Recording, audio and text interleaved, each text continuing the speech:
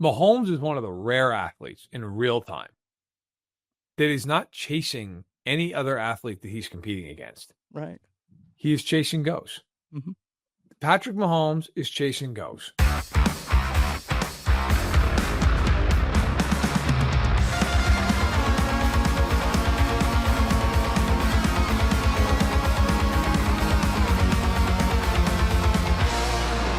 It's That Football Show here on KC Sports Network. Tucker Franklin hanging out with Matt Verderame. Thank you to our sponsors, Ben Holiday Bottled in Bond Bourbon Holiday Distillery, for making this show possible.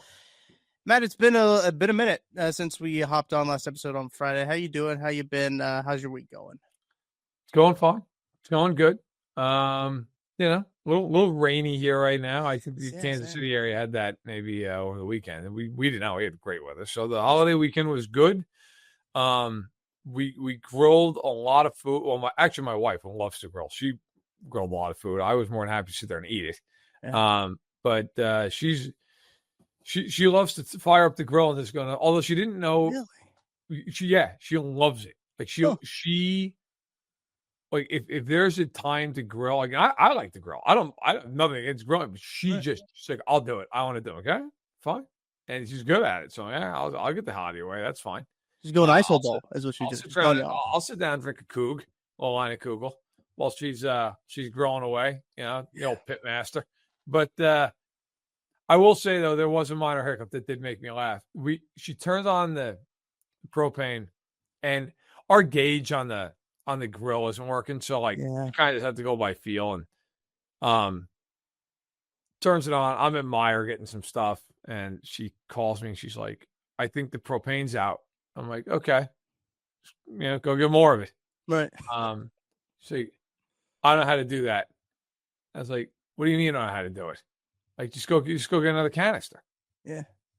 I don't know how to do that. I was like, oh God. I'm like, listen, you're like an amazing cook. You grill it. You don't know how to get propane. You're just utterly lost at this point. Yeah. Like, turn it off, disconnect it, put it in the car, go to the Walgreens, get another Blue Rhino canister for $20. Slap that mother in there. All right, I guess. Went out, got it. Everything worked out fine. Came back, cooked, and then everybody lived happily ever after, except for the cows that we killed for the burgers. In which case, they But you know what? Listen, they didn't die in vain. Had a bacon cheddar burger. It's fantastic. For Memorial Day too. They basically died for the troops. Actually, when you think about it that way, yes. So, what a noble death. Mm-hmm. But yeah, otherwise, good.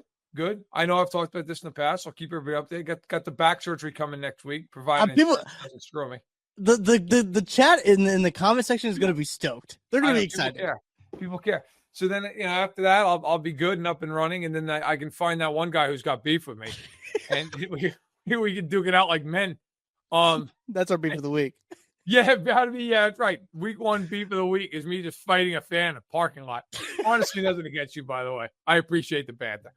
But yeah, so that you're getting that done. So next Saturday's show could be interesting if I'm just on narcotics, just randomly screaming about Elvis Gerbach or something. That could be a good one. I need to make that version of a flashback, and we'll keep the train rolling. But yeah, otherwise things are good. How are things over in KC? Good. It has been. The weather's been a little cloudy, a little dreary past couple of days. Just been rainy. Got to try to find a time to. I've kind of gone full suburban dad, where I think about the yard probably way too much than I should. Where I'm like, God, I got to get out and mow the yard. And I just. I don't want to be judged by my neighbors with how the yard's getting, because they'll look over there and they'll be like, that piece of shit over there hasn't mowed his yard. And I always don't like mowing with an audience either. Like if there's people outside, I'm like, I don't like to mow because they're going to be judging me how I mow. I'm very self-conscious about mowing. Apparently, I'm finding this out about myself. You're really in your head about that. Dude, I'm so in my head when it comes to mowing. I don't know why. Are you a big lawn design guy, or are you just straight ahead? No, I can't do. I just have a push mower, man. And we're renting this place, right? We're renting a house. So this is the first time I've had a yard to myself. So do I go back and forth of do I want to put like money into the yard. Like the guy we're renting from is like, yeah, you guys can do whatever you want. Like he's cool. Our landlord's great. He's like, you guys can do whatever you want. They're not like micromanaging. He's like, you could add seed down if you want. You can paint. He doesn't care. So I'm debating and going back and forth if I want to like put a bunch of money into the yard, right? With like seed and everything. That shit's expensive, man. Like the seed and like fertilizer, that is expensive. And like, do I want to do that in a house I'm renting? I don't know. So that's what I keep going back and forth with. Right now, I'm just straight mowing until apparently I build up my self confidence enough to be able to do something more creative. Listen, you got to set the tone. Like, go out there, wait till it's a real hot day. You go out there with. I know you don't smoke, neither do I, but go out there with like a cigarette hanging out of your mouth. It's true. And like just go out just shirtless. Like I did that. Like not with the cigarette, but like probably 4 weeks into owning the house, it was like I don't know, unseasonably hot. It was in September. It was hot as hell. I was like, you know what? I don't care. I want everybody to know I'm in town. Went outside, mowed, my basketball shorts. I was like, here it is. What up? And it was good. It was good. I get along with the neighbors. But no, I'll tell you what, though, man. The lawn never got me self-conscious. Actually, none of it's got me self-conscious. But doing the gardening, that was the thing that wanted to kill everybody involved. Because the guy who owned it before us was renting it to people. But he lived in Tokyo. And so, yeah. So I don't know if the guy who owned the house did this or somebody who rented it, but either way, they had gardens around the house, or at least flower beds around the house. They hadn't really like planted a whole hell of a lot. They laid like nylon netting in there, I guess with the thought process of like, hey, like weeds won't grow. Well, bad news. Weeds still grew. And now you can't put a shovel in the ground because there's nylon nets like 4 inches below the topsoil. Yeah. Bro, my dad came out when I bought the house. I'm telling you, we ripped out. It had to have been a football field's worth of nylon netting. And then I don't know what the dirt's like in Kansas City, but out in good old Rockford, it is sheer clay. I mean, you just dig out pounds of clay. The poor guy who collected our garden bags, that guy's in traction still. Okay. We ripped so much. I was dumping hundreds of pounds of peat moss and gypsum into the ground. Now it's great. But, oh my God, at the time, man, and shout out to my dad, shout out to old man who just did a ton of this shit because he loves to garden. But we were in it big time. What an ungodly pain in the ass. Just did the gardens actually for the first time, created the gardens up at the old lake house. Oh. And man, I'll tell you, beautiful. The dirt there's like sand. Wow. I mean, we dug it up, took the top grass off. I mean, literally it went like, whoop, and put the grass or put the flowers right in. It's a beautiful thing.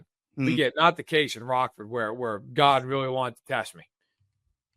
Yeah, that's well, we haven't dabbled in the gardening side of things yet. We've talked about like doing like a small little herb garden starting off, you can do it on like your porch or something like that. But yeah, I think I just self-conscious about the yard. Not sure why, but I am, and I'm thinking about it way too much as it keeps raining in Missouri. Like it's supposed to rain like the rest of the week, and I'm like, when am I going to mow this? Like this yard is going to look like a jungle. All my neighbors are going to hate me by the time I get around to it. But nevertheless, that's enough of what we got going on. I've also been watching a ton of documentaries. American Manhunt is like a documentary series that they have. They just released one about Osama bin Laden. I watched that one. Wildly interesting. There's a lot of things that happened that I don't really remember because I was like 3 years old when 9/11 happened. So that was really kind of interesting to me to retrospectively look back on everything between 9/11 and really even before that with Osama bin Laden, and to when I do remember when he got captured. I was watching the Mets game. I was watching the Mets game when that happened on Sunday Night Baseball. Yep. And I was like, the Phillies, I believe. Yeah, Mets Phillies, and that was wow, what a moment that was. And then I just finished up the Boston Marathon bombing one. I don't know if I'll watch the O.J. Simpson one because I think we're a little oversaturated with O.J. Simpson content. Truthfully, I think there's a little bit too much O.J. Simpson content out there. I know it happened. I obviously wasn't alive, but I've watched plenty of O.J. Simpson documentaries to know what happened. But I thought the Tell you Boston what, Marathon bombing was really interesting too, because I remember that one happening, but I don't remember everything that was involved, obviously. But both really good documentaries. I recommend those if anyone's looking for something to watch. yeah, I have not seen any of those yet. I would like to watch them. I'm actually finishing up the one. It's also a Netflix documentary about the Vietnam War. Yes, I saw that. Like Turning Point. Point, right? Yep. Which is, I'll tell you, doesn't exactly make you swell with pride as an American. I mean, and not just to be clear, not because of anything with the troops, but just the government. Like, Yeah. just what I paid for that, like in 1965. Like, we can't win this thing, but we also aren't going to pull out for 10 more years. It's insane. Yeah.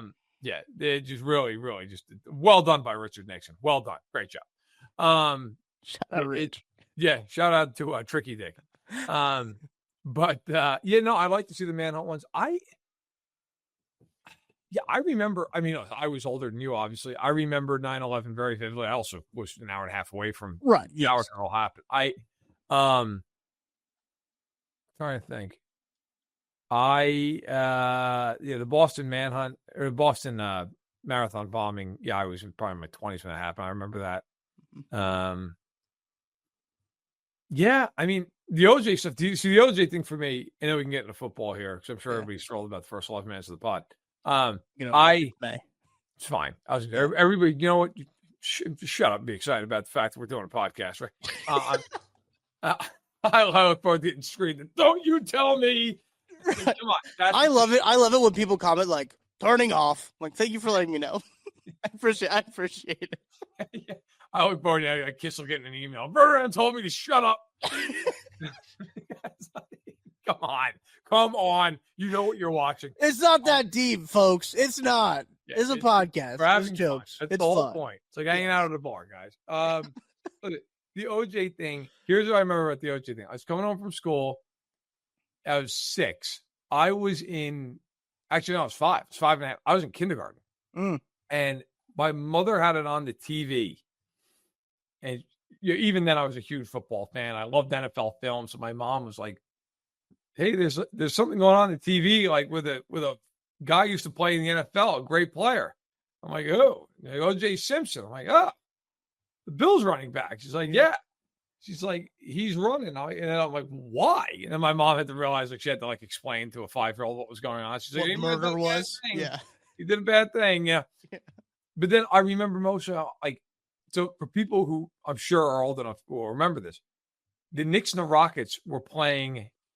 Yes, I believe it was game 5. I believe it was the NBA Finals. It was in the Garden, and they went picture in picture with the OJ chase on the freeway and the Knicks NBA Finals game. That's insane. And I remember my father just screaming at the television, "Just shoot him. Shoot the tires. I don't care. I just want to watch the Knicks." Just my father was basically ready for somebody to get killed, just so we could go to full picture Knick game. I remember yelling. I asked him about it the years since. He's like, I don't get it. Shoot his tires out, tack strip him, run him off the road, do whatever the hell you got to do. Like, I want to watch Patrick Ewing. I don't give a damn about this car chase. So that's my whenever I think of O.J. Simpson, that's what I think of. I think of my dad just screaming to shoot his tires out. That's so good. Yeah, that's my memory of the O.J. Simpson chase. One of my favorite tweets of all time. There's an account on TikTok that does this. They just kind of do like a Hall of Fame for tweets, right? That's awesome. Of things that have happened historically on Twitter. It is learning in parentheses, learning about O.J. Simpson for the first time. Are you serious? Jesus Christ. 143 yards per game?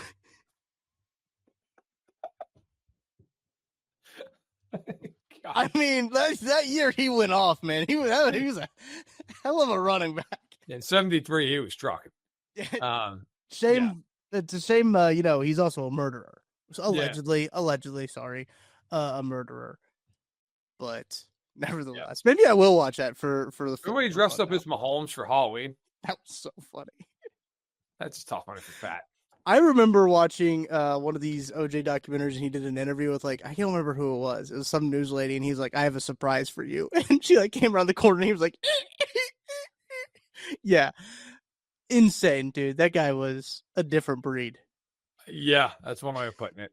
I know we got to transition to football, so I'll lead off here. I speaking of Twitter, so that can be our little segue. I was scrolling through before the show, and I saw something that made me laugh, and it's inadvertent, but it made me laugh. The Bengals are celebrating their 2025 Ring of Honor class, and they're doing it on October 26th, and they put out this whole thing find your seats, Bengals Ring of Honor, Sunday, October 26th, big game, playing the Jets. And I was like, it's the only way you guys are going to sell those tickets, isn't it? Yeah.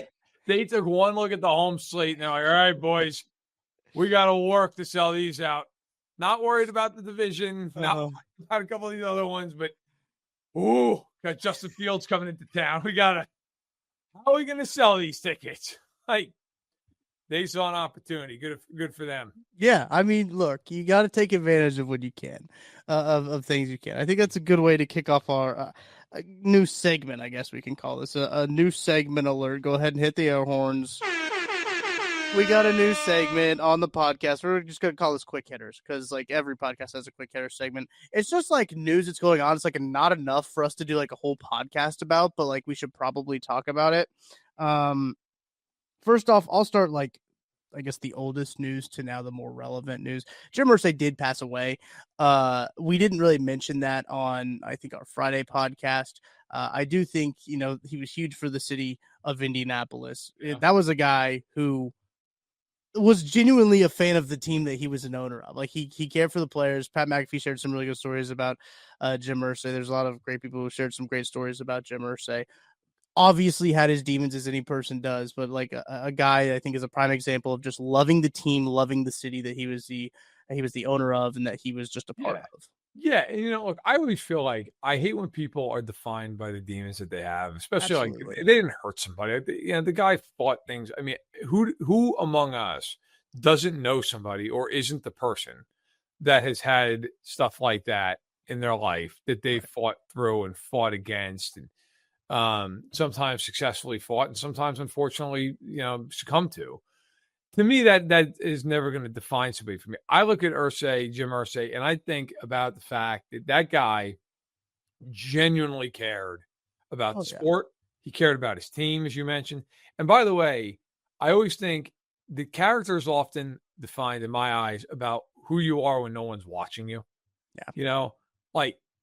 Everybody's on their best behavior for the most part when they know that they're in a crowd or they're at a dinner party or whatever. But who are you when a homeless guy comes up to the window? Who are you then? And there are so many stories of Jim Irsay just helping a random person who had nothing to do with him or the team. I read one story. I forget. He paid. It was last year. He paid for hundreds of random funerals in Indianapolis. The guy just. To me, that is the mark of who you are and really what you're all about.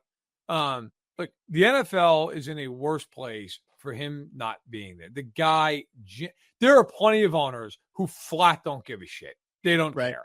They want to make money, and if they win, cool. And if they lose, fine. And they're not at the game, and they're there. And if they are at the game, they're there to be seen, and they just want to be able to brag to their buddy. And quite honestly, Jim Irsay comes from one hell of a background because maybe he was unaware. Robert Irsay, who was his father, was a massive, massive a-hole, by anybody's standards. In fact, if you ever want to read it, Google Robert Irsay Sports Illustrated. It's one of the great profiles you will ever read on a human being. It's unbelievable. And it literally talks about just from start to finish, what an unbelievable piece of work Robert Irsay was. So for Jim Irsay to be the kind soul that he was, speaks to the kind of person that he, because he certainly didn't have a shining example as a father, and yet became a kind and generous person in a way that his dad never was. So rest in peace. He deserves it. He deserves to rest in peace. Absolutely, and that's why I thought we should bring that up as well, because I do think that a huge hole now in the football community. There's no good transition from that, but I will say, same day that kind of happened, the offensive linemen now have an award. I think that's a cool thing. The NFL to debut a new award for top offensive lineman called the Protector of the Year in 2025. Deion Dawkins is claiming this is a part of his legacy now. Shout out Deion Dawkins. The honor will be decided upon a panel that includes a number of former standout NFL linemen, per a press release from the NFL. Thoughts on the NFL finally awarding offensive linemen? It's good. Good thing. Listen, old linemen have probably been the most hard to judge players, statistically speaking, Absolutely. in the NFL, because there's no real, there's no sacks and there's no receiving yardage and passing yardage. Like, I know we've gotten better with it over the years in terms of what's been allowed and like pancakes and stuff, but it's still like a lot of it's the eye test, for 99% of people watching the game. I think it's a good thing. My question is, who's, and maybe this is out there, I didn't see it. Who's voting on it? Is it the writers? Is it players? Because it is players. It's former players, from my understanding. Former players? Yes, former players. I like that, because I was going to, current players, the problem is they vote for their friends. That's the problem. Like, yes. Like if you ever watch like the Top 100 show on NFL Network, it's ridiculous. Yeah. Like, guys will turn in, they're like, oh, this is an anonymous ballot. Like, well, 15 of these guys play for the Steelers. So I'm guessing somebody for the Steelers did this. Like, oh, yeah. I'm like guessing a Ravens player didn't write this one out. Right. But yeah, no, that's good. I think it's a good thing. Those guys deserve to have an award. So I think it's a good idea. It's a good swing at trying to correct a little bit of not a problem, but a little bit of a gap, if you will. Yeah, absolutely. Troy Vincent said at the spring league meetings that Deion Dawkins and Andrew Whitworth were making sure, like, very instrumental in making sure that they recognize LaCharles Bentley, Jason Kelsey, Sean O'Hara, Orlando Pace, Will Shields, and Andrew Whitworth will be the panel. Is what they've come up with a criteria on skills, metrics, impact, leadership, durability, and strength of the opponent.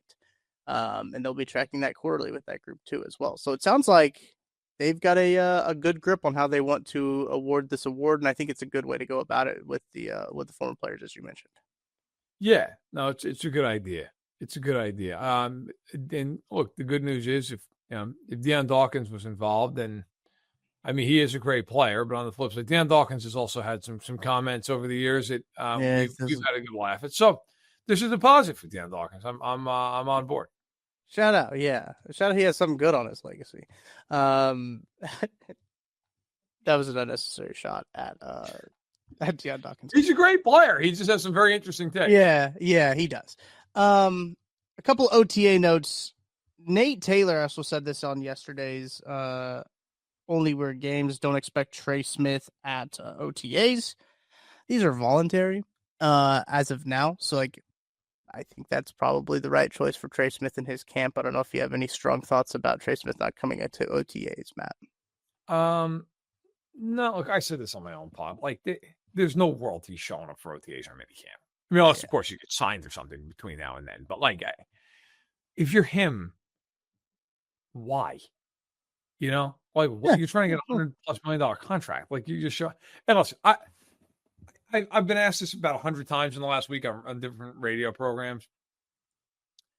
It's like, well, how much do OTAs matter? How much do they matter? What do they really matter? Here's my honest to God answer.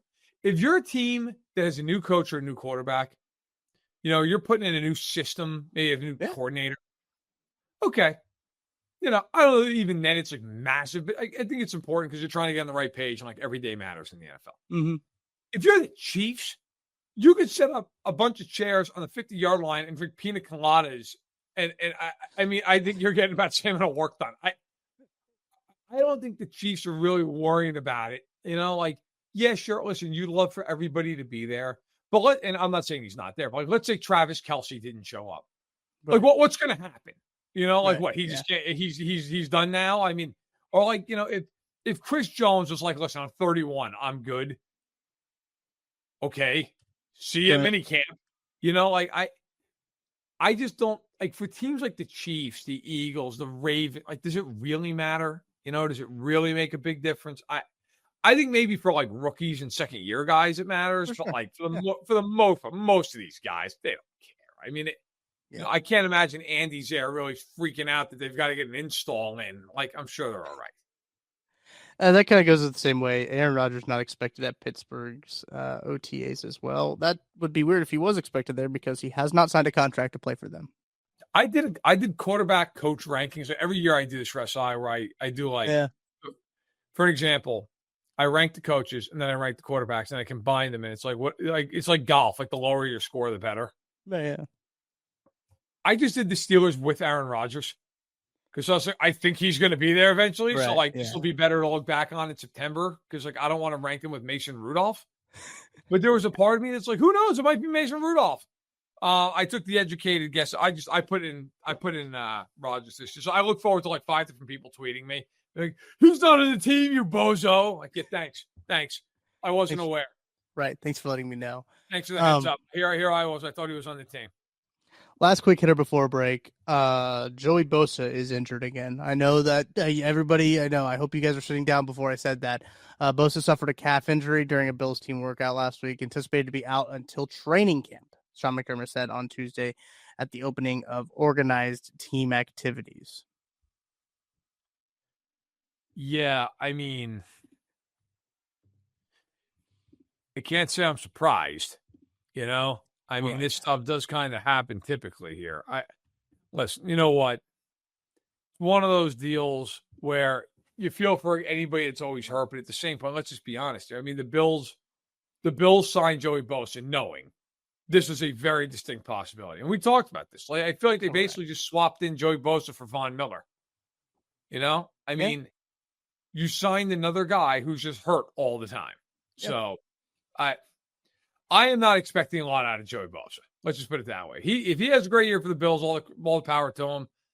I will be very surprised if he plays more than like half the games. I was shocked by this in this NFL.com article that I am reading here from Kevin Patra. The last full season Joey Bosa played was 2019. I'll be honest with you, I'm not surprised at all. I almost be surprised if it says that soon. Like, it feels like he hasn't played a full season in forever. Was it that 6 years? Yeah, he's hurt all the time. He's hurt all the time. Yeah, okay. I thought that said he was in the league. Yeah. So it's been 6 years, and when did he come into the league? Like, he's played like 20. Was same year? Was it the same year as 16? No, it wasn't 17. I was gonna say it was like either 16 or 18. I think 16. So I mean, he's not bad. If he had to have a batting average, if it was a batting average for, it's not a good one. He's not going to be in the Hall of Fame. I'll tell you that. For healthy seasons.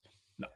All right, I got a question, Matt, that I want to ask you, and I'll be a professional and I'll ask it before the break so people have time to think about it. As we throw to our break here, to pay some bills. Matt, I'm curious your thoughts. And we didn't talk about this before the podcast. I asked you the question. I didn't want you to give me an answer because I wanted to have a conversation on the podcast here. Who do you think has the most pressure on them on the Kansas City Chiefs? We'll answer that question right after this. Looking for tickets for your next event? Tickets for Less is your #1 source. Save big on every purchase when you use promo code KCSN at ticketsforless.com. Success in real estate takes more than vision. It takes the right financial partner. When someone takes something rundown and turns it into something great, that's called a comeback story, like Brain Group. They take distressed properties here in KC, completely rework them, and then turn them into valuable real estate. But that kind of work needs the right bank behind it. Enter Emprise Bank. They're not about cookie-cutter loans. They saw Brain Group's vision, backed them, and now they're making big moves in Kansas City real estate. Talk about your partner in possible. Emprise doesn't do one-size-fits-all financing. They invest in potential and back growth. Visit emprisebank.com/KC to learn more. Emprise Bank, member FDIC, equal housing lender. Folks, it's playoff time, and if you're still just watching games, then you're missing out. With Pick 6 from DraftKings, you can turn your hoops knowledge into real cash. Just make your picks, track your score, and if you hit all 6, you're looking at bigger payouts than Prize Picks Flex Plays. Nobody's dropping better payouts than Pick 6. Hit 6 picks, and that's 25 times your cash. And if you beat your competition, you could be looking at a 500 times bag in your pocket. And right now, new customers can get $50 in bonus picks with just a $5 entry. Here's what you got to do. The playoffs are on, so why not take a shot at making a little money while you're watching? Download the DraftKings Pick 6 app right now and use code KCSN. That's code KCSN to play $5 and get $50 in bonus picks. Better payouts, bigger wins, only on Pick 6 from DraftKings. The crown is yours. Gambling problem? Call 1-800-GAMBLER. Help is available for problem gambling. Call 888-789-7777 or visit ccpg.org in Connecticut. Must be 18 plus. Age and eligibility restrictions vary by jurisdiction. Pick 6 not available everywhere, including New York and Ontario. Void where prohibited. 1 per new customer. Bonus awarded as non-withdrawable Pick 6 bonus picks that expire in 14 days. Limited time offer. Terms at pick6.draftkings.com/promos. Well, Matt, I gave you plenty of time to think about it. You did. Although I got to throw out the obligatory Chiefs. Oh, shit. Yeah, come on. The most pressure. Well, I guess it depends on how you look at it, because you can always say, well, it's some guy in a contract year or whatever. But I would, you know what, man? I'm going to give you kind of a weird answer. Okay. Mahomes. Okay. Let's hear it. The obvious answer is to say somebody on the left side of the offensive line. For sure. That's the obvious answer. It's Suamataia replacing Tooney, or it's one of the tackles, right? Like that's. But the expectations are in the basement for the left side of the offensive line. Like, I don't think anybody's like, here come 2 all pros. Like, it's, you know, you're like, God Almighty, just be competent. Now, if you said to me, like, who's got the most important job compared to maybe what their expectation is, I would say Mahomes for this reason, because there's been a little bit of talk lately about, like, has he been good the last couple of years? Now, the answer to that question is, look, in 2023, the answer is yeah, he was. They couldn't catch the ball. Right. Like, he played very well in 2023. They just stunk the high heaven around him. They still won the Super Bowl. But listen, let's just be honest. By his standards, he was not good last year. He wasn't. Mm-hmm. Missed a lot of throws down the field. I mean, what was it? Into November, he had more interceptions and touchdowns. Yeah. He was not good. Like, and I understand. I get it. I get the whole, like, the line sucks and they didn't play a good receiver. Fine, whatever. He was not good by his standards. So from that standpoint, I think there is a lot of pressure on him. You're getting, at least in theory, you're getting Rice back. Mm-hmm. Worthy's in the second year. You're getting Hollywood back. They drafted Royals. They revamped the entire left side of the line. We'll see how much better or whatever it is, but, like, they revamped it. They added running backs. He's got to be great. Like, if he's not great, there's going to be more and more talk about, like, well, what's going on with Mahomes? What's going? I'll tell you, what's muted some of that talk? They just keep winning. Yeah. Okay. If they lose in a divisional round game, that talk's a lot louder right now. But it's not, because they keep winning. So, like, what are you really going to say? Now, for the record, I think, like I said, I think 2 years ago he played great, and they dropped 30 passes. Yeah. I mean, there's nothing you can do about that. Last year, I thought he played much better the second half of the season. He did, yeah. First half of the year, he was not good. Mm-hmm. I mean, there is no two ways. And I do think, and also, too, it's Kelsey's, in all likelihood, this is last year. Mm-hmm. There's a lot of pressure on Mahomes this season to, hey, man, like, you don't have to win the MVP, although he's certainly capable of it. But, like, can you go out and get back to having your old ways of, 4,600 yards and 38 touchdowns and 10 picks and, being that fire-breathing dragon that you're, for most of your career, really until last season? I think there's a lot of pressure on him. Allen won the MVP. They got blown out in the Super Bowl. His numbers last year, first time into 4,000 yards. I do think there is some element of he's got to be really good. And if he's not, those whispers are going to start turning to full-blown conversations about like, what's going on with him, what's up, and also too, he's got to go down the field more. We've talked about that ad nauseum, but like, enough of this shit throwing the ball 4 yards. Throw the ball down the field. I don't care. I don't care if pre-snap it's like, well, they're trying to take away Rice with a bracket. Who cares? Throw it. You're Patrick Mahomes. Like zipping through the. I know sometimes you can't do that, but there are plenty of times where like that's nice. You're trying to bracket the guy. He's better than the guys bracketing him, and you're better than the guys trying to bracket him too. Like throw the ball. So I do think there's a lot of pressure. Are you going left side of the line here? I actually want to go to defensive side of the ball. Okay. But I want to talk about Mahomes a little bit because he had 9 interceptions through the first 9 weeks of the season. And that's 8 games. Game for a while. Like, was there a stretch through a pick like every week? Yeah, for the first 8 games, he threw 1 interception, 2 interceptions week 2, 1 interception week 3, 1 interception week 4, 1 interception week 5. They had to buy him week 6, obviously, last year. 2 interceptions against San Francisco in week 7. And then week 8, he had 1 pick. And then week 9, he didn't throw one again until Buffalo, where he threw 2 interceptions, but also 3 touchdowns. And then he didn't have an interception for the rest of the year.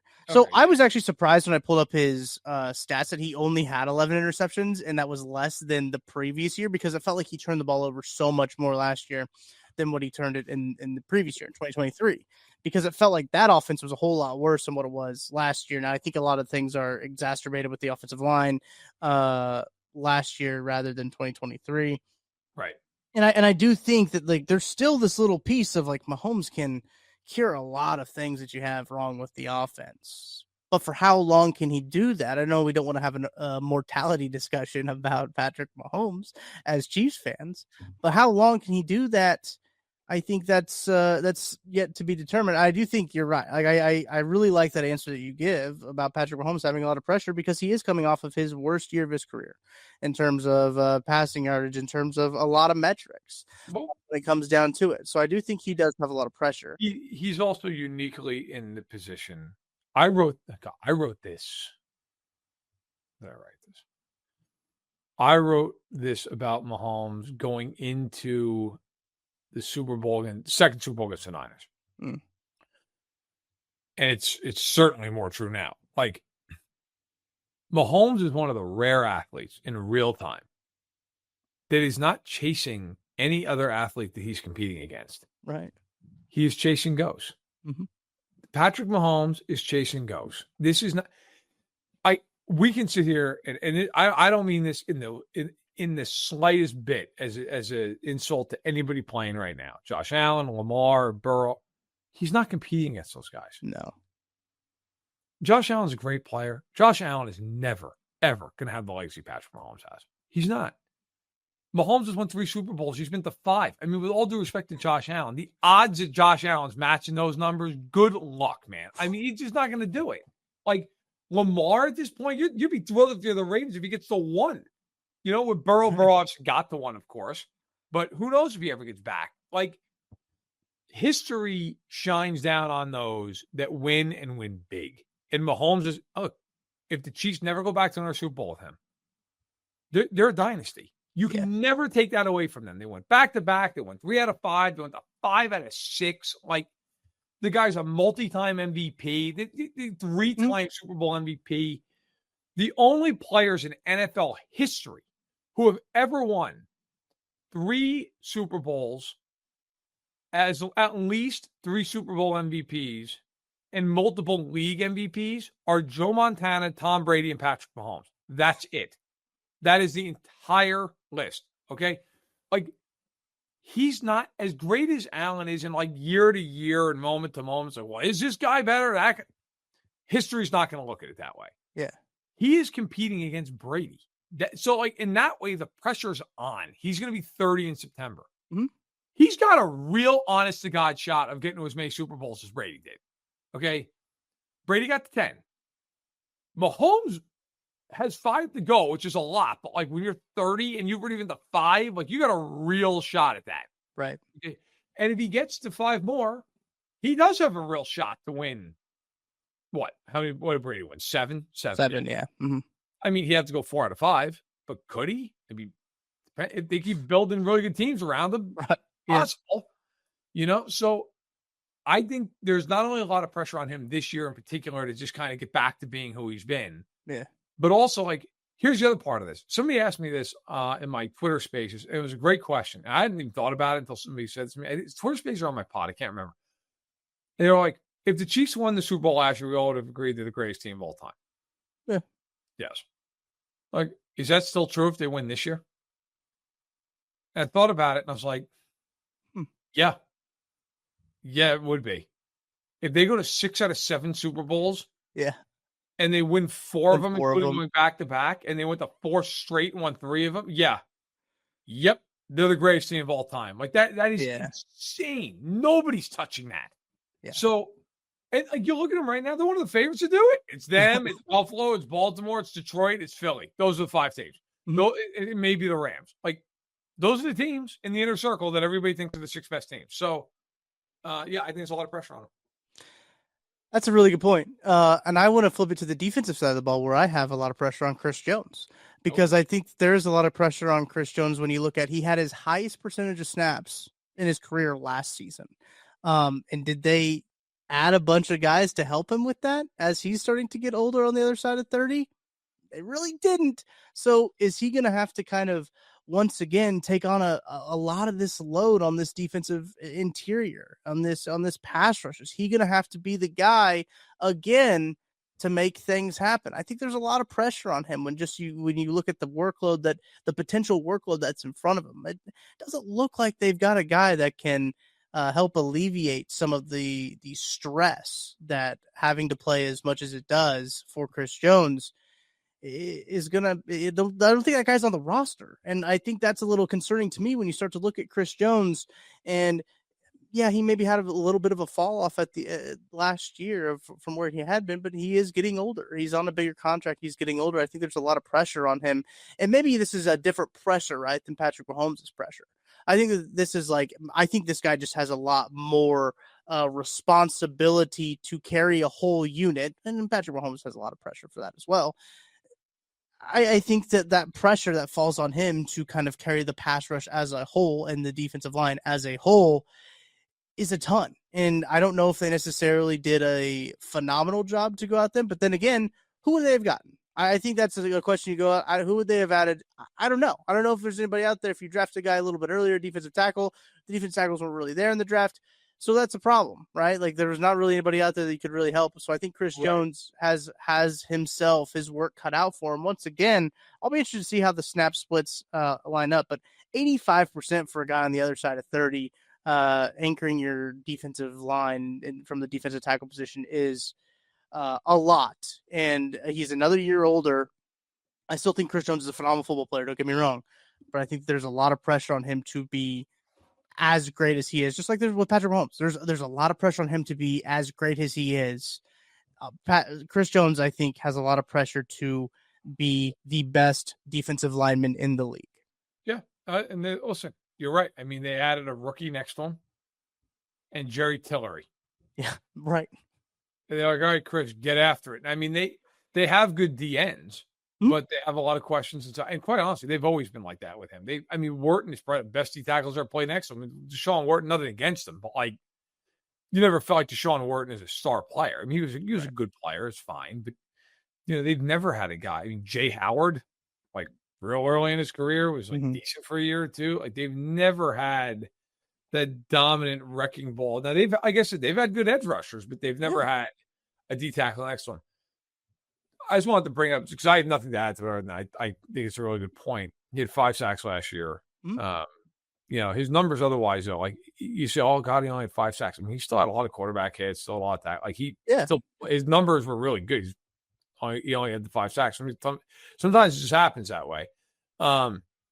He has 80.5 career sacks. And I was looking at the official leaders, and there are, officially, sacks became official back in 1982. So 45 players have hit 100 sacks. Of those 45 players, I've gone over this list with my eyes here in the last couple seconds twice. There are only 2 defensive tackles to get 100 sacks. Oh, wow. Okay. John Randall has 137.5. Dog. Yeah, he's good. He's good. Not bad. Yeah. Aaron Donald had 111. Those are the only two guys who were D tackles to ever get to 100.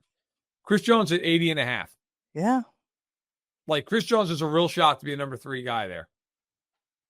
Now, listen, Chris Jones is going to Hall of Fame either way. Huh. But that's a mark you want to get to. That 100 sack mark is special. And we've seen, Carlos Dunlap did it with the Chiefs a couple of years ago. He got in that group. Chiefs actually are pretty well represented in that group. Interesting. Terrell Suggs, who won a Super Bowl with him. Shout out. Jared Allen. Yeah. People forget that he even played for the Chiefs, but I'm throwing him in there because he got 10 with the Chiefs. Leslie O'Neal. That's right. Leslie O'Neal, a highly underrated player. Wow. Of course, the late great Derek Thomas, 126.5. Yeah. Justin Houston, 112. Shout out. Yeah. Is he signed? Is he on a team? No, he wasn't on the team last year either. Oh, okay. Neil Smith, 104.5. And Carlos Dunlap, 100 even. Shout out Carlos Dunlap, man. So we got a couple other guys who might join the group this year. Danielle Hunter needs half a sack. I'm going to guess he's going to get there. Yeah. Cam Hayward, by the way, of the Steelers is a D tackle. He's kind of a 3-4 DM, but it classifies as a D tackle. He's at 88.5. Oh, So he might get there. So, yeah, but in any event, listen, Chris Jones, unbelievable. Guy's been either a Pro Bowler or an All-Pro each of the last 7 years. Not bad. that's insane. Yeah. Pretty good. But yeah, I'm with you, man. Look, they need him to be great. I mean, there's some other guys you could look at. I mean, hell, I could sit here and argue that, Jalen Watson's got a contract year coming up. It's true. Pressure's on him. I'd argue that Jaden Hicks coming in, playing for Eric Reed. Yeah. And then obviously, listen, it's the obvious choice, right? The left side of the line is Right. Yeah. I mean, that's pressure's on Andy Heck to get the left side playing well and to get Juwan Taylor to understand the rules of the sport. And I don't think he's got much hope in the latter. That's a tough one. Juwan, we line up behind the ball, but also not like 8 yards behind it. Like, just look to your left, and if your head is behind Creed Humphrey's rear end, it's a problem. Like, Yeah. no problem. And then 20 penalties later, did it again. Oops. Darn. Shucks. Oops. Did it again. Yeah. Yeah, the offensive line is interesting, but I feel like we talk about that ad nauseum. I think that there's a little bit more pressure elsewhere, though, too. I mean, you talk about the offensive line, and there's obviously pressure there, but even like with Rashee Rice now, coming off of an injury, I mean, he's coming up on, what is this, year 3 for Rashee Rice now, where he's going to be approaching a contract year. Now it's going to be him being able to put a year together and everything like that. But I think there's a lot of interesting pressures there as well. We'll see. We'll see how it goes with this team as they get OTAs rocking and rolling. I believe every team started OTAs now. On Tuesday is when the final team started. But every team started OTAs. Chiefs will have 3 blocks of 3 days. So they'll go Tuesday, Wednesday, Thursday of this week, next week, and the week after. Pressers are Wednesday. By the time you listen to this podcast, pressers have probably already happened. But they'll talk then. They'll talk Thursday. Actually, they're talking Thursday, I think, this week. And then Wednesday next week. Thursday after, then they have their mandatory mini camp, and then we wait until training camp dates are announced. Those have not been announced yet, but nevertheless, the NFL season marches on. Matt, anything else before we head out of here? No, I am literally going to get out of here and go straight to Bears OTAs, where I will go to Hallis Hall and watch the Bears practice, and then beg, borrow, and steal to get somebody for 5 minutes in an interview. You'll get to see Luther Burden. I'm jealous. Joe Tooney. Oh, I forget he's there. I'll have to go up and say hey to Joe. Yeah, you will. Last time I saw Joe, we were sitting in his locker in the Louisiana Superdome. Well, last time I saw Joe, it was on the field at the Louisiana Superdome for media nights. We talked to him there. Okay. For a little bit. Nice guy. Really a great guy. Very nice guy. Yes. But phenomenal guy. Our soda power rankings caused quite a stir this last week, actually, by the way. I don't know if you saw all the commotion on social media, but yeah. You seem to have gotten the better of me. Well, look, I'm not called the president of power rankings for nothing, Matt. I mean, I kind of got my finger on the pulse of power rankings. We don't just throw that title around loosey goosey. All right. Hey, listen, I respect it. I mean, listen, and everybody's got a right to be wrong. And, these people are wrong. Yeah. I did receive a request. Oh, God.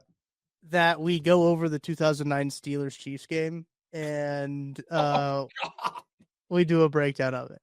And possibly that could be a good episode for like Friday when we record, right? Because like who the hell knows what's going to be going on at that point? Let's wait till I'm on heavy duty narcotics following surgery to go over that game. It's a good one. That's a good call on our part. So maybe you have that to look forward to, and we'll power rank something too this weekend as well. So we'll come up. Apparently, we just got to come up with the most basic ideas of what to power rank, because that's what gets people really fired up. Like if we do like types of pins or something like that, people will be like, "Oh, you didn't put the G2 at number 1. You don't know shit." One of these days, we got to just do a whole episode on whether hot dog's a sandwich and really just get people riled up. I think it is. I don't think it is. We could have a spirited conversation about it. I tweeted that out just apropos of nothing like 2 years ago. I just literally tweeted out, a hot dog is not a sandwich. And it touched off a lot of conversation to the point that people were blocking each other. Wow. It was chaos. People are very strong opinion. Like if we did like best Mexican restaurants, we'd start a war, I think. I love just getting people just to really lose their crap over stuff that means nothing. It's great. Oh, it's the best. That's what this podcast is all about. So we appreciate you guys listening all the way to the end of the podcast in May. So we appreciate you guys as we are trucking along here as the off season. We are in the full, well, not quite full doldrums. I think June is really the full doldrums of the off season. June, but that stretch between mini camp and training camp is just. It's also the time of year that Brett Veach is praying to God his phone doesn't go off at 3 a.m. Yes. He's like, oh, God. I've always thought, I'm like, would I burn a source if I called the GM at 3 a.m. and just started laughing into the phone? Like, would they think it's funny or would they be absolutely irate? Yeah. I don't know. They'll do it and find out. Yeah, we'll see. We'll see. All right, that's going to do it for the show. Thank you to our partners, Ben Holiday, Bald and Bomb Bourbon. Go check them out. They are phenomenal. They just actually released, if you're in the Kansas, Missouri area, an 8-year bourbon as well that they had. When we were up there for the draft, we got to have a little bit of taste of it. Very good. If you are a bourbon head, it is very good. They also got all kinds of other brands over there as well. One of my favorites is Five Farms Irish Cream. It's like a better Bailey's. Like it is. There's clearly a better taste to it. And you can just drink it straight, too, if you just want that Irish cream taste. Phenomenal in hot chocolate and coffee if you want to fool your boss. But that's going to do it for that football show. From Verderame, I'm Tucker Franklin. Make sure to hit that like and hit the subscribe. One like is for one Patrick Mahomes touchdown. So if you want Patrick Mahomes to throw a bunch of touchdowns, hit the like button. Subscribe to become a ball knower. We appreciate you guys. We'll talk to you later.